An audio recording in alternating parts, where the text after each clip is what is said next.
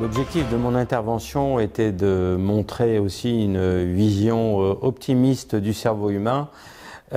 qui n'est pas uniquement sujet à connaître les affres de la souffrance mentale, de la santé mentale, mais en revanche de partager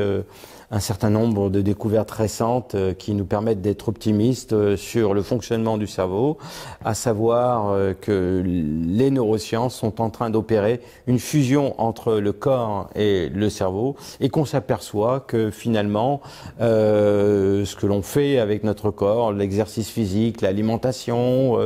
l'idée de nous projeter dans un futur avec les autres, dans sa dimension donc sociale, tout ça contribue finalement non seulement à une santé mentale, mais en plus à une meilleure longévité. On découvre notamment que le propre du cerveau humain, qui est de s'engager, d'agir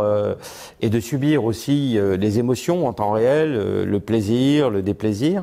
eh bien ces systèmes, quand on les contrôle pas, évidemment, on connaît les affres de l'addiction, de je veux tout ici et maintenant, de tous ces troubles du comportement liés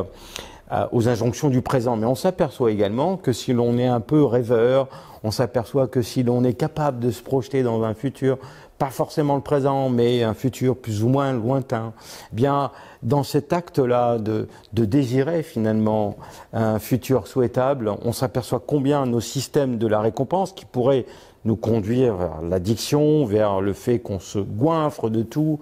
eh bien, ces systèmes-là sont mis sous tutelle. En d'autres termes, le bonheur, c'est lorsque nous sommes capables d'équilibrer le désir, nos rêves,